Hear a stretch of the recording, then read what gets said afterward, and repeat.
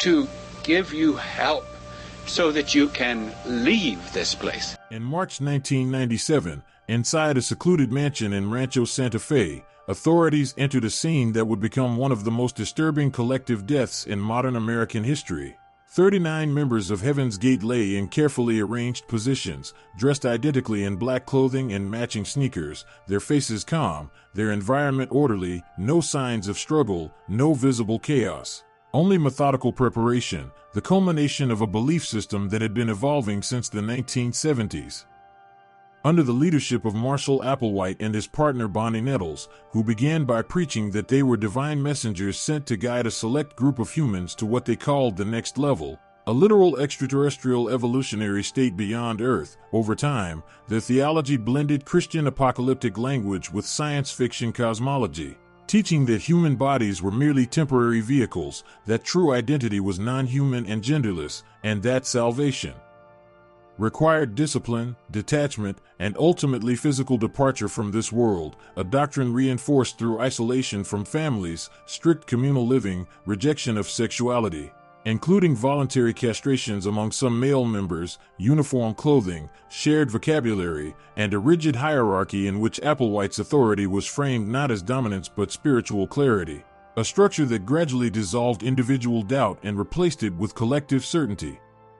Unlike earlier cult movements, Heaven's Gate embraced modern technology, operating websites and web design businesses in the early days of the Internet, presenting themselves not as fringe extremists but as organized, rational, almost corporate in demeanor. Their final recorded messages, calmly delivered by Applewhite, described the approaching Hale-Bopp comet as a sign that a spacecraft was traveling behind it, offering members the opportunity to exit their vehicles and ascend to a higher plane. And when the comet became visible in 1997, the group interpreted it as confirmation that their departure window had opened. Over 3 days, in rotating groups, members prepared the house for the next wave, ensuring order and continuity, a structured process rather than an impulsive act, reflecting not hysteria but coordinated belief.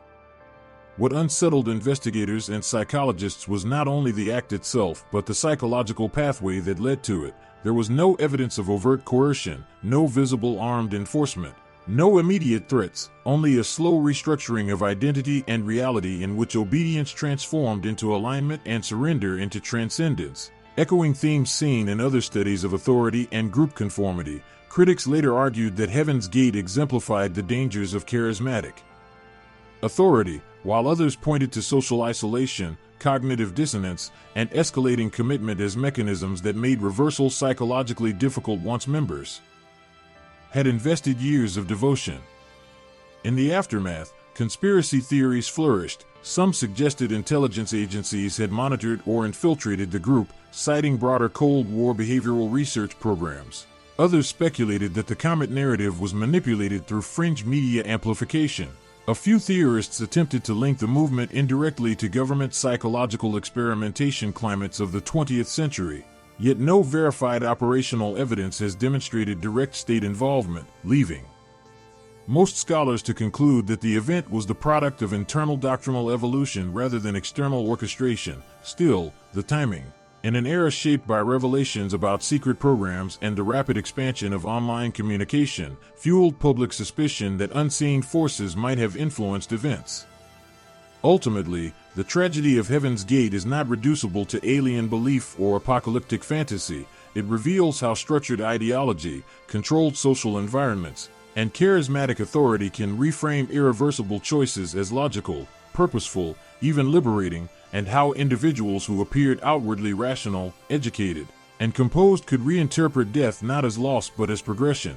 The deeper discomfort lies in the realization that the mechanisms at work, hierarchy, legitimacy, shared narrative, moral reframing, are not unique to fringe groups but exist in varying forms across institutions, movements, and systems, raising a persistent and unsettling question. When belief is reinforced by structure and community, at what point does conviction become surrender? And how easily can certainty override survival instinct when authority offers meaning in exchange for obedience?